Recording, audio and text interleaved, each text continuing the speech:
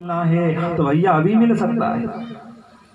अनेकानेक जन्मों की बिगड़ी हुई आज और अभी सुधर सकती है अगर व्यक्ति निश्चय कर ले।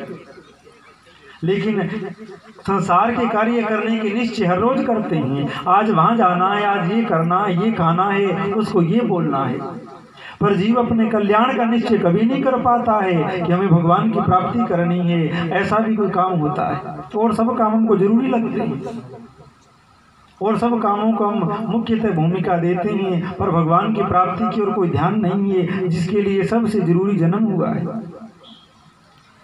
भक्त जननी जने तो भक्त जन कह दाता या सूर, नहीं तो जननी बांझ रहे काहे गवाए नूर। तो जन्म केवल भगवान की प्राप्ति के लिए होता है। अगर इस जन्म में कर लिया तो अच्छी बात है, अन्यथा धीरे धीरे कलयुग के लक्षणों को देख रहे हैं, जीव की मलिनता को देख रहे हैं, बुद्धि की जड़ता को देख रहे हैं। जब भागवत जी का लेखन हुआ, शुरुआत भागवत जी की भई, तो नेमिसारण नक्षत्र में अनेकानेक ऋषि विराजमान हुए। लोग इकट्ठे होते दुनियादारी की बात करते, अगर व्यापारी इकट्ठे होंगे तो व्यापार की बात करेंगे, पर वहीं जब संत इकट्ठे होते हैं तो क्या चर्चा करते हैं? बोले जीवों का कल्याण कैसे हो, जो अवसाद और प्रमाद में डूबे जीव है वो आनंद के सागर में कैसे डूबे।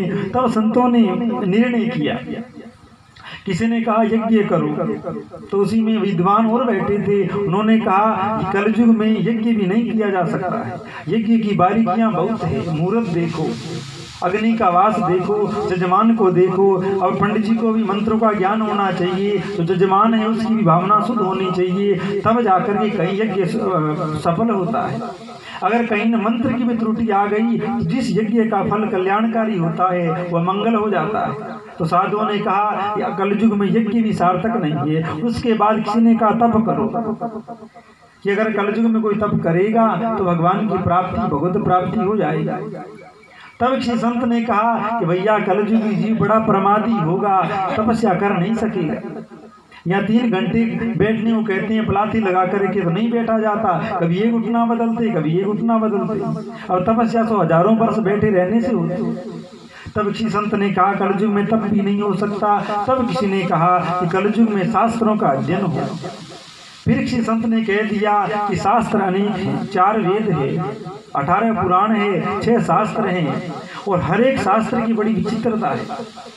देवी पुराण पढ़ोगे तो देवी की महिमा गाई गई है, देवी को ही सर्वश्रेष्ठ बताया गया है। शिव पुराण पढ़ोगे तो शिव को ही सब कुछ बता दिया गया है। भागवत पढ़ोगे तो कृष्ण को ही सब कुछ बता दिया गया है, और रामायण को पढ़ोगे तो राम जी को सब कुछ बता दिया गया है।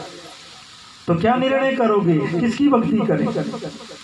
तो साधुओं ने कहा कि अगर शास्त्र पढ़ा जाए तो शास्त्र का विषय इतना कलिष्ठ है कि कलयुगी व्यक्ति की बुद्धि जड़ होगी, सामान्य होगी, वो निश्चय नहीं कर सकेगा कि इसका सार क्या है, इसका निर्णांत सार क्या है।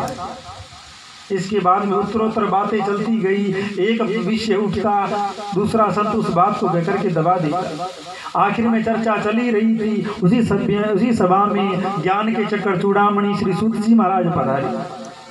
उस सभा में अनेकानेक, कोई हजारों साल से, कोई लाखों वर्ष से जिंदा महात्मा बैठा है, पर जब सूत जी को देखा है, सबरे महात्मा खड़े हो गई हैं, प्रणाम किया है, ऊंचे आसन पर बिठा दिया है, और प्रणाम करके पूछा है, ये सूत जी महाराज, आपका ज्ञान सूर्य के समान है, जैसे सूर्य उदय होता है, रात्रि भयंकर होती है, कुछ दिखाई नहीं देता है, पर जैसे ही सूर्य उदय होता है सब कुछ प्रत्यक्ष हो जाता है। तो आपका ज्ञान ऐसा है कि आपके ज्ञान में माया